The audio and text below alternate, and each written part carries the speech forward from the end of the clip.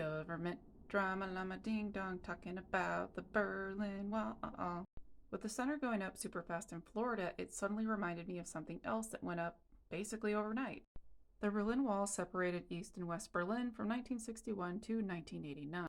It included guard towers placed along large concrete walls, accompanied by a wide area later known as the Unaliving Strip that contained anti-vehicle trenches, beds of nails, and other defenses. I also want to highlight the last sentence here. The primary intention for the wall's construction was to prevent East German citizens from fleeing to the west.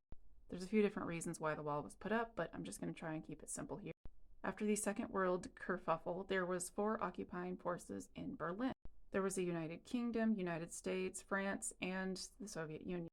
Long story short, the Soviet Union didn't really agree with the other powers on what to do after the whole kerfuffle, and they decided to take their toys and go home. Before the wall was put up, there were a lot of people that moved from the east to the west side. When the barrier went up, it went up fast. At midnight, the police and units of the East German Army began to close the border, and by Sunday morning, on August 13th, the border with West Berlin was closed. East Berlin troops and workers had begun to tear up streets running alongside the border to make them impassable to most vehicles and install barbed wire entanglements and fences along the 97-mile across the 3 sectors. August 13th became commonly referred to as Barbed Wire Sunday in Germany. Overnight, family and friends were split apart. As time went on, they fortified this border and made it more of the actual wall that most of us are familiar with. It became this physical image of the Iron Curtain and the separation between the East and West. The first concrete elements and large blocks being put in place on August 17th, 4 days after they started. During the construction of the wall, National People's Army and combat groups of the working class soldiers stood in front of it with orders to unalive anyone who attempted to defect. Additionally, chain fences, walls, minefields, and other obstacles were installed along the length of East Germany's western border and with West Germany proper. A wide no man's land was cleared as well to provide a better overview and clear line of fire at fleeing refugees. To give you an idea, this is what no man's land kind of looked like. In this one, you can see that on the western side, there's a lot of graffiti and there's a huge space between them and the east. A lot of people on the east had a lot of difficulty and were just trying to survive. Part of the reason this was called no man's land is because nobody was supposed to be there. It was 300 feet wide, and that's where they had all of this stuff in place. There are many accounts of people trying to escape to the west, and they're not pretty. Fletcher was yards away from Checkpoint Charlie, which is just one of a couple different checkpoints. Just yards and one infamous wall from a whole new life in the west. However, in the process, he was pew-pewed in the back, but his friends made it. Jarring photos show Fletcher crumbled at the foot of the concrete wall, basically being unalived with his back to the wall and the west, his head facing east. Many people on both sides of the barrier witnessed the tragedy that followed. The badly wounded young man was screaming loudly for help, but no reaction was taken for a long time on the East Berlin side. Standing on a ladder, West Berlin police officers asked him his name and threw bandages to him over the wall. However, West Berlin officers and the American soldiers nearby couldn't risk a much larger conflict by stepping over the wall to help the teen. The East German police didn't move to help the teen, who lay bleeding out on their side of the wall.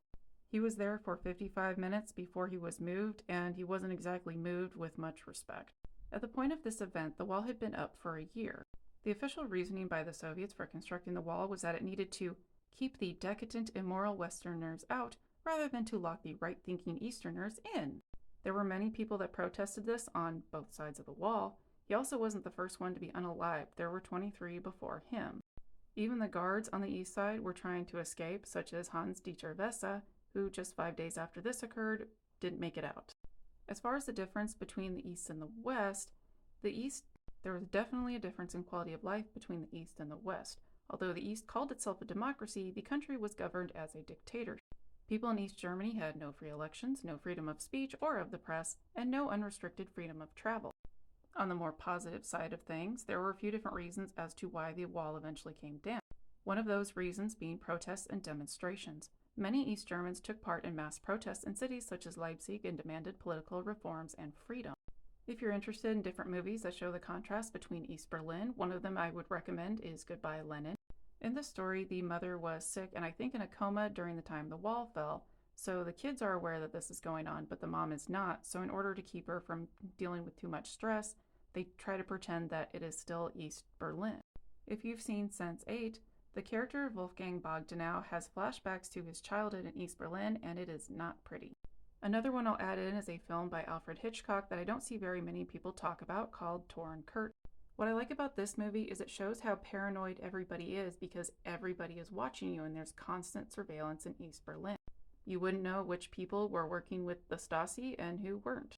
So not only is there the physical border, but within East Berlin, there's a lot of paranoia because you don't know who you can trust.